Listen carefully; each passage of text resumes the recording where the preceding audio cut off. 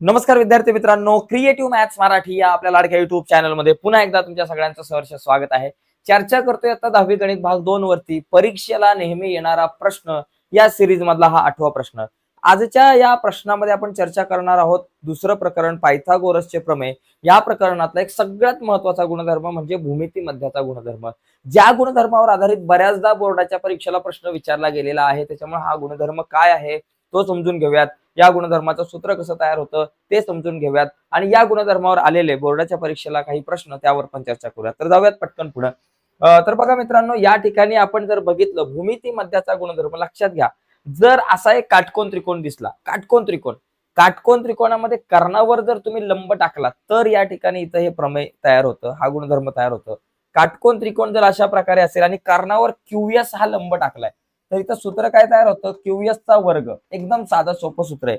हा जो लंब टाकलाय त्याचाच वर्ग बरोबर हा PS आणि SR या दोघांचा गुणाकार बरोबर PS गुणिले SR। तर एकदम साधं सोपं अशा प्रकारे एक सूत्र तयार करता आलं पाहिजे। भूमितीमध्ये तुम्हाला आकृतीवरून सूत्र तयार करता आलं पाहिजे। अशी आकृती आली की समजायचं इथं मी भूमिती मध्याचा गुणधर्म वापरू शकतो। काय सूत्र आहे, QS चा वर्ग बरोबर PS गुणिले SR। समजा मी आणखी एखादा जर का या ठिकाणी काटकोन त्रिकोण घेतला, अशा प्रकारे सुद्धा एखादा काटकोन त्रिकोण असू शकतो। इथे A असेल, B असेल, C असेल आणि इथं लंब असेल आणि इथं BD असेल। तर जसं इथं या ठिकाणी QS चा वर्ग होता तसा इथं या BD चा वर्ग असणार आहे। मग इथं सूत्र काय आलं, BD चा वर्ग बरोबर BD चा वर्ग बरोबर AD गुणिले DC। काय, BD चा वर्ग बरोबर AD गुणिले DC। तर इथं लिहायचं AD गुणिले DC, संपला विषय। एकदम सोपं साधं सूत्र आहे। अशा प्रकारे हे आपल्याला सूत्र तयार करता आलं पाहिजे। आता हे सूत्र कसं तयार करायचं हे आपल्याला समजलं। आता यावर आधारित काही गणित बघूयात। आता हे पहिलंच गणित बघा याच्यावर आधारित, जे गणित मार्च 2019-20 दोन वेळा बोर्डाच्या परीक्षेला येऊन गेले। याच्यामध्ये काय सांगितलंय मला, MNP हा जो आहे तो काटकोन आहे, 90 मापाचा कोन आहे। NQ लंब MP, MQ बरोबर 9 आणि त्याचबरोबर QP बरोबर 4। तर NQ काढा। सूत्र लिहायचंय पण उत्तर कसं लिहायचं हे पण कळलं पाहिजे ना। नुसतं सूत्र लिहिलं, सूत्रात किमती टाकल्या आणि उत्तर काढलं, संपला विषय, असं नाही। उत्तर लिहिताना डिटेल मध्ये लिहायचंय। कसं लिहायचं बघा, पहिलं लिहायचं काटकोन त्रिकोण, काटकोन त्रिकोण कुठला काटकोन त्रिकोण आहे बाबा, काटकोन त्रिकोण MNP मध्ये असं लिहायचं। या काटकोन त्रिकोणामध्ये काय आहे बाबा, लंब आहे NQ लंब MP, NQ लंब MP इथंच लिहू, NQ लंब MP असं लिहिलं की ते लिहिल्यानंतर इथं लिहायचं भूमिती मध्याच्या, म्हणून भूमिती मध्याच्या प्रमेयानुसार किंवा गुणधर्मानुसार, प्रमेयानुसार भूमिती मध्याच्या प्रमेयानुसार इथं सूत्र काय तयार होईल, कसं तयार होतं तुम्हाला माहितीये। NQ चा वर्ग बरोबर MQ गुणिले QP। काय बाबा, NQ चा वर्ग बरोबर हा जो NQ आहे त्याचा वर्ग बरोबर MQ गुणिले QP बरोबर MQ गुणिले QP। बरं, तर अशा प्रकारे मित्रांनो आपण हे सूत्र लिहू शकतो। एकदा हे सूत्र लिहिलं की सूत्रामध्ये लगेच किमती टाकायच्या। बघा, NQ चा वर्ग बरोबर MQ किती 9 आहे आणि QP किती 4 आहे। MQ च्या जागेवर 9 लिहायचं, QP च्या जागेवर 4 लिहायचं। काय झालं, 9 चौक 36। मग NQ चा वर्ग बरोबर 36 म्हणजे NQ किती, 36 चा वर्गमूळ आलं 6। तर अशा प्रकारे माझ्याकडे हे उत्तर येईल।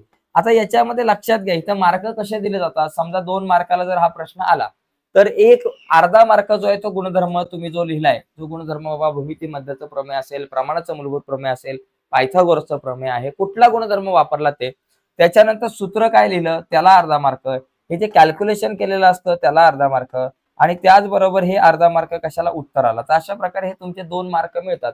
प्रत्येक पायऱ्यांना मार्क असतात। आता आपण पुढचा आणखी काही महत्त्वाचे प्रश्न बघूयात या कन्सेप्टवर आधारित। पण हे प्रश्न बघण्याच्या अगोदर एक महत्त्वाची गोष्ट आहे मित्रांनो, गणित विषय जर तुम्हाला अवघड जात असेल, गणित भाग 1 आणि 2, तर काळजी करायची नाही। तुमच्यासाठी आपण आपल्या ऍपवर, आपल्या ऍपचं नाव आहे क्रिएटिव्ह मॅथ्स मराठी, या ऍपवरती एक स्पेशल कोर्स बनवलेला आहे। त्या कोर्समध्ये काय आहे, गणित भाग 1 आणि 2 च्या प्रत्येक प्रकरणावर 3 ते 4 व्हिडिओज आहेत आणि त्या व्हिडिओमध्ये काय आहे तर आतापर्यंत बोर्डाच्या परीक्षेला आलेल्या सगळ्या महत्त्वाच्या प्रश्नांवर त्या व्हिडिओमध्ये आपण चर्चा केली। त्याचबरोबर आठवड्यातून 3 दिवस आपण या ऍपवर लाईव्ह येत असतो। तर हा जो ऍप आहे त्या ऍप मधला जो कोर्स आहे हा तो तुम्ही परचेस करा, तुम्हाला खूप फायदा होईल। याचा उपयोग तुम्हाला तुमच्या 6माही परीक्षेसाठी, तुमच्या पूर्व परीक्षेसाठी आणि बोर्डाच्या परीक्षेसाठी, सगळ्या प्रकारच्या परीक्षांसाठी तुम्हाला हा कोर्स जो आहे तो उपयुक्त ठरणार आहे। फक्त 49 रुपये प्रति महिना, म्हणजे तुम्हाला फक्त 49 रुपये प्रत्येक महिन्याला भरायचे. 49 रुपयामध्ये तुम्ही या सगळ्या गोष्टी बघू शकता. ठीक आहे, तर बघा जाऊयात आता पुढचा मुद्दा आपण समजून घेऊ. पुढचा एक प्रश्न आहे बघा, हा प्रश्न. आता या प्रश्नामध्ये मला काय सांगितलं, या प्रश्नामध्ये मला QR काढायचं. बघा QR. आता QR काढण्यासाठी मला अगोदर MR काढावं लागणार. आता तुम्हाला माहिती आहे या आकृतीमध्ये सूत्र कसं तयार करायचं. इथं काटकोन त्रिकोण QPR आहे. बरं, काटकोन त्रिकोण QPR मध्ये, काटकोन त्रिकोण QPR मध्ये, त्रिकोण QPR मध्ये कोण लंब आहे बाबा. इथं PM हा लंब दिलाय बरं का. PM लंब QR, PM लंब QR दिलेला आहे. PM लंब QR दिलेला आहे. आणि आपल्याला काय दिलंय बाबा बघा, इथं PM दिलंय 10, QM दिलंय 8, तर QR काढा.